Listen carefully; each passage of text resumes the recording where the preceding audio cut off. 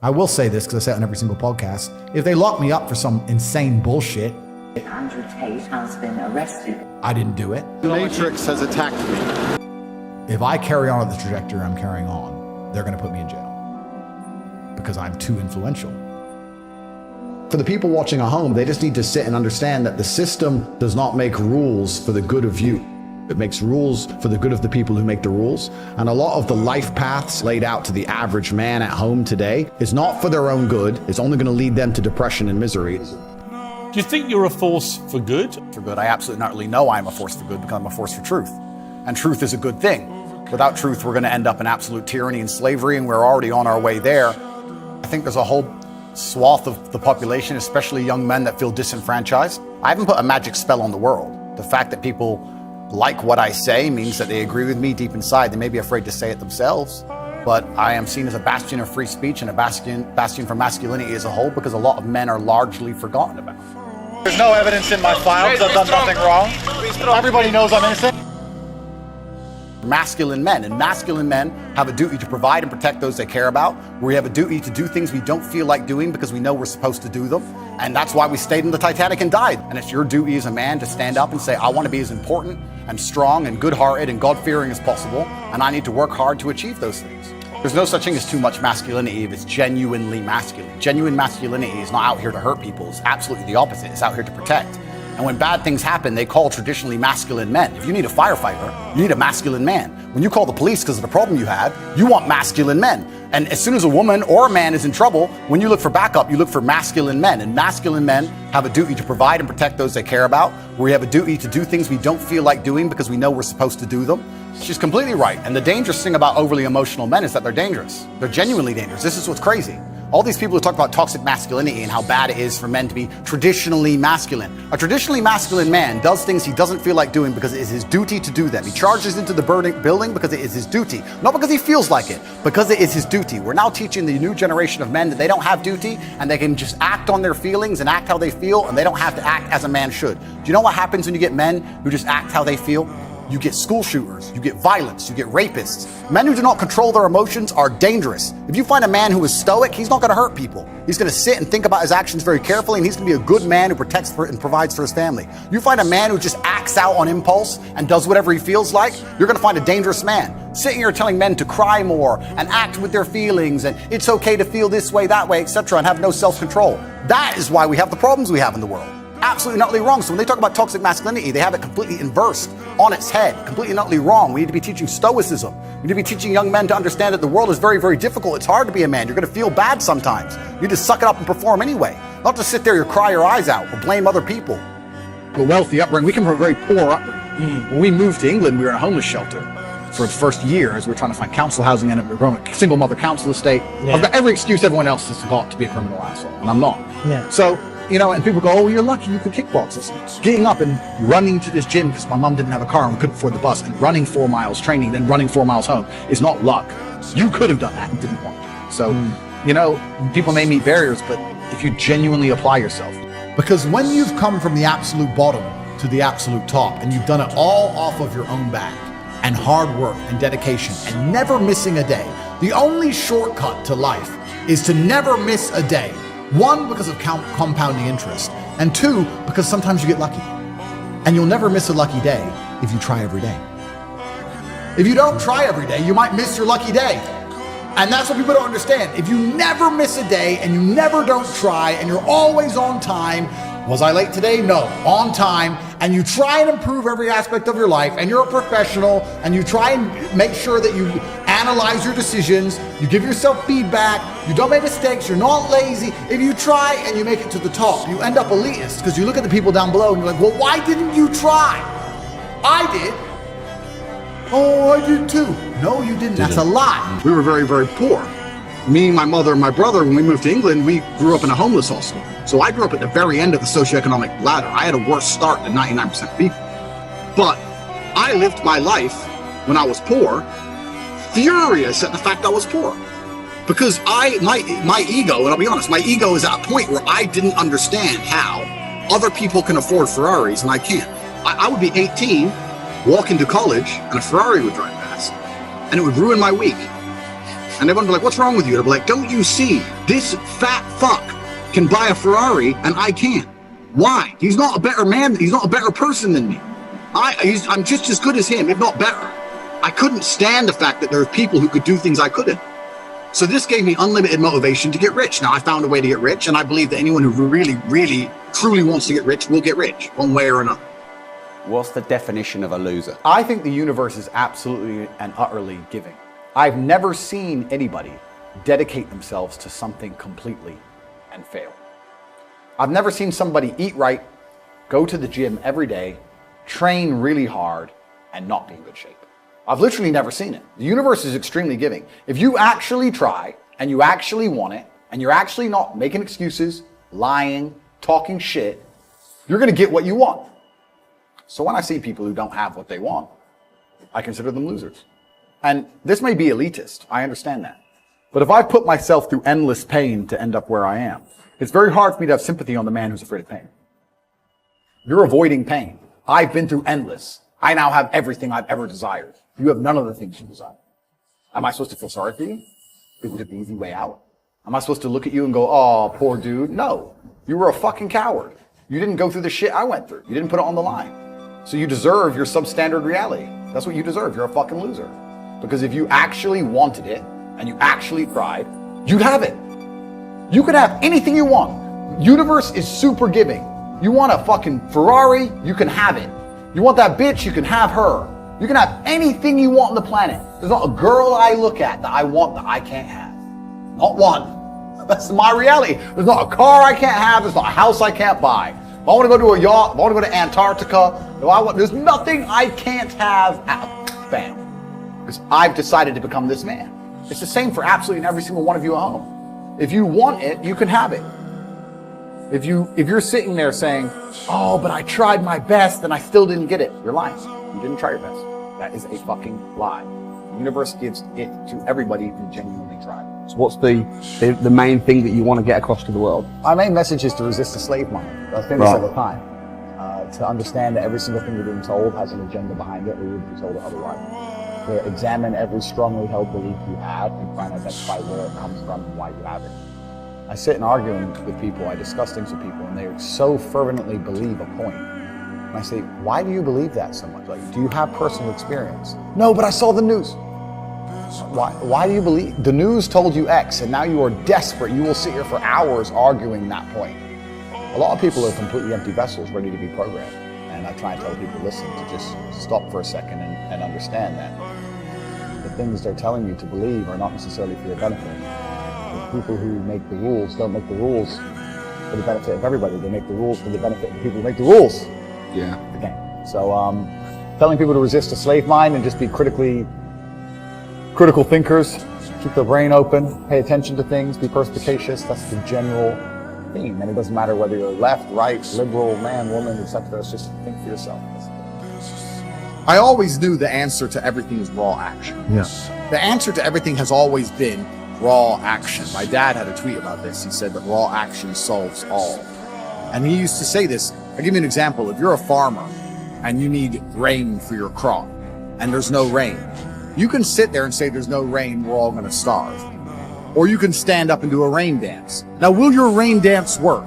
Perhaps not. Perhaps the rain won't come. But I would argue that you're better off standing up doing that rain dance than just sitting there waiting to die. You have to do something. Raw action solves. So when I was broke, I was never like, I'm poor, what do I do? It was, I'm poor, I have to do something. If I was broke, I'd go for a run. That's why I was such a great fighter. If I was broke, I'd sit there and go, I'm actually poor. How do I make money? Don't know. Where can I get some cash? Don't know. What work can I do? Don't know. I'll just go for a run then. And I'd just go for 3 mile run. Or go hit the punch bag and get better. This resonates so deeply, man. This is exactly what I did. That's exactly. You just have to say, well, I have to do something. I can't just sit still and die. A lot of people are happy to just sit still and die or jerk off and go to sleep and take a nap. Well, if that's what you want to do, then you can say a loser. That's fine. I'm glad there are losers, because if everyone had Lamborghinis, my Lamborghini wouldn't be fun to show off. I need you to look at it and feel the deep pain in your heart of regret and failure. That's the whole point of it. I need to drive my Bugatti and everyone be looking at it going, I'll never have one of those. And I can get all their energy and feel it all, and it makes me happy. Fantastic. So you can sit at home and do nothing, but when I was poor, I had to go for a run. I couldn't sit still or lift weights or do something. I couldn't even sleep. So raw action solves everything. I understood that at a young age. But as you get older, you get to look back and you get to put your whole story together, the whole tapestry together. I knew I wouldn't stay poor. Did I ever think I'd get this rich? Well, I never said I wouldn't, but did I ever think it would probably happen at this level? No, but it's amazing how the compounding interest of just endless raw action adds up. I've never had a lazy day. I've never skipped work, never missed an email, never had a day off, ever. You name if you were to go through the last 3 years of my life, you will see that there's never been a day where I wasn't doing what I was supposed to do. And it all just adds up, and then monumental success comes, and you get to laugh at everybody else, ha ha ha, and life's great. But I really believe God's given me one of the best lives, and I can't complain about anything bad that's happened. It's all been fantastic. And the majority of people are losers. And this goes back to why, when we were saying earlier, how I know the elites view us. Because I'm from a council estate in Luton, a single parent household.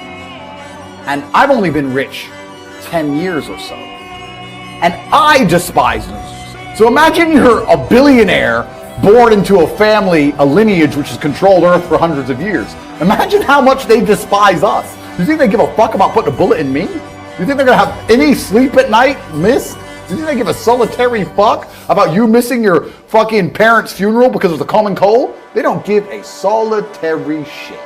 Why would they? Because I already know how I feel when I listen to losers complain. Because this is what happens at a certain level of competence and power. You just get to a point where you're like, I'm tired of hearing your fucking excuses. That's bullshit. And you become, to a degree, cold and psychopathic. It's true. That's what happens. And I get it all the time. I get thousands of emails a day. Everyone I grew up with, people I know, I get it all the time. They'll message me, hey man, just unlucky. You are not unlucky. You are a lazy fucking loser. You are not unlucky. You're breathing. You're lucky. The unlucky ones are gone. You're alive, and you are a lazy loser. So a loser is anybody who does not have everything they want at the drop of a hat. That's who I call a loser. Because I have absolutely everything I could ever possibly desire. And if I wanted something that I couldn't have, I guarantee you, we could speak again in a few months and I'd fucking have it. It's interesting you say that, because I have this saying and nobody seems to understand. I say money's not real. And people say, what do you mean money's not real? It's not real. Money's not real. It's numbers on the screen. It's not a real thing. And once you start putting systems in place that generate huge sums of money, and once you get to the point where money basically has no value, like I do, I can go buy a Ferrari today, and my bank balance will look like this. It doesn't change. So this money isn't real. It's just numbers. It's all fucking invented. It's printed from the sky. It's garbage. You just have to find a way to make people understand your value, and it can just appear from absolutely nowhere. And I went from completely broke to hundreds of millions of dollars. And I know what you're saying in regards to this other world, because there is a subsect to humanity. It's kind of strange.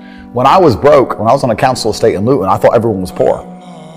And now that I have money, it kind of feels like everyone's rich. I go to buy a plane and they're like, no, sold out. I thought you fucking sold out of planes? I go to buy a Bugatti and they're like, sold out. I'm like, all the shit. Who are these people? Yeah, everyone's bought everything. And it's crazy how many people out there have such ridiculous sums of money. Truly ridiculous sums of money. There are so many rich people in the world, and it's kind of like your reality is based on it's the Matrix, right? If you're broke, everyone's broke. If you're rich, everyone's rich. And a lot of people have this separation. I was lucky to live in both worlds, but a lot of people have this separation. A strong body is a strong mind. Secondly, there's a lot of discipline required in fitness, and discipline can be applied to universally to all things. Discipline is a skill you can pull out of your pocket and apply to anything. You can force yourself to do something you don't want to do because you're disciplined, not because you're motivated, like we said earlier on, not because you feel like doing it, but because you're supposed to do it. Thirdly, this is something that not many other people say, so I'm going to say it. There is a unspoken rule amongst men, and I remember a few weeks ago, maybe a few months ago, there were women on Twitter or women on the internet saying, when men meet, do they always think about the possibility of violence? Does that cross their mind? And they were surprised by that fact. That if men we met for a podcast, but if you meet men in an unfriendly scenario or you don't know who they are, for a fraction of a second, you're thinking, can I win this fight? Are they going to attack me? It crosses our minds. We live in a very physical realm. Any man who doesn't has been polluted by the matrix and will never be competitive and is doomed to fail. But if you're truly competitive like you should be as a man, it always crosses your mind. And one of the important things about physical fitness that most people never talk about, never say, is men treat you different when they know that you'd be hard to hurt. Life treats you different. Women certainly do. That's an obvious one, right? Women like muscly guys because muscly guys can fight. Obviously that's not the case, but that's how they look dangerous, right? But men also treat you differently, which means society as a whole treats you differently. I would argue that if you wanted to run any kind of company or even do sales or do anything else, let's go back to sales. Let's talk about what we were saying earlier. If I wanted to sell windows and I came in fantastic physical condition, the person who's buying from me, one, knows I'm disciplined, and two, knows I'm diligent. That's going to be some massive advantages from my sales perspective. Right. But also, I would argue that men are happy to look up to somebody who is physically strong in a different regard. I think it would be difficult for you to be a true leader unless you showed some degree of physical prowess. I think that's just the way the world has always worked at a deep level. When a man looks at a guy who's 6'8" and jacked and he says, we're going to go into battle, you're more motivated to go into battle beside him because he's 6'8" and jacked. You feel like you're going to win. You like the idea of being led by a warrior. Right. So there's that huge element to it as well. And the final part of it all is that it's so much easier to keep something than it is to gain something. And once you're in good physical shape, it's actually so easy to maintain as opposed to ever get there. Mm-hmm. It's so hard to get there that if you ever get there, you may as well just keep it. Right. It's because it's so easy to keep as opposed to lose. And I think it's in today's world, it's also a huge status symbol because we live in a world now where most things can be bought. You can buy Instagram followers and you can hire a Lambo and you can buy a hot chick to stand next to you, but you can't yet buy perfect physical conditioning. Mm-hmm. That is showing the world that you did it. One rep at a time, it's earned. You have to earn it. And it's one of the few things left that has to be earned the hard way that you can't buy, which I think is also very important. You can also continue to answer this question because you're going to feel different. You feel different as a man when you know you can, and I'm a peaceful man, but when you know if things happened or if someone tried to hurt the woman next to you, you could destroy the man who's trying to do it. You feel different. There's an aura that people can smell. The woman can smell it. Predators can smell it. Maybe perhaps if I was built differently, I would have been treated differently in jail. Good point. But everybody looked at me and they knew who I was and they thought, that's messy. Not him. It's just how humans work, right?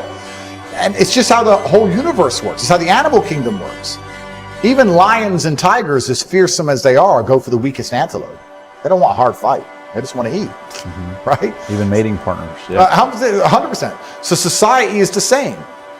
I'm sure there's scenarios in my life where I've walked down a street and I've been left alone, and the person who walked after me a few seconds later, because he wasn't built like I was the one who got mugged. I'm sure that's happened at some point in my life. But I'm the hard target.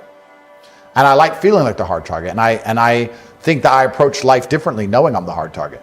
I think you should go through life with respect. Yeah. I think one of the biggest problems we have in the world today is too many people have just become comfortable with being idiots. You talked about rage bait. Yeah. 99% of streamers are idiots. They're running around insulting and abusing and pranking innocent people and playing stupid games and insulting people they don't know. I don't find any of that funny. I don't think any of that's appealing in any way. When I see these idiot streamers running up to innocent people and scaring them or insulting other people they barely know for views or all of these kind of things, I think it's extremely infantile. And I think that not too long ago in the world, it would get you hurt. And I go through the world with respect as much as possible. I try not to disrespect people because I understand where I'm from. If you disrespect people, real bad things can happen. So I'm not the kind of person who's going to sit on Twitter and just insult random people. I think that's stupid. Even if they can't find me, even if they can't get to me, even if they don't have the capability, I think God himself is watching. And I don't think God likes people who do that kind of thing. I think that you pay the price one way or another if you're going to go through life and be that kind of person. You should be respectful to everybody.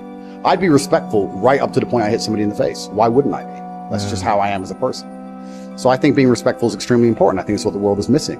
I think it's especially what the crypto community is missing. Interesting. I think the entire world is missing respect. I think there's a lot of people with a few followers and a big mouth who, perhaps because they live in a failed state like California and they live in a failed city like LA, they just go through life and they do a bit of drugs and their friends do a bit of drugs. I don't do drugs. Everyone just talks constant shit and nobody has any honor or respect anymore. And There's crack addicts everywhere, and houses get robbed, and rappers get shot, and nothing matters. You just run your mouth, right? But if you live in other areas of the world, if you lived in Moscow or Bucharest, and you were the kind of person to just talk shit on Twitter, you'd pay the price for that. You have to be a lot more careful in other places.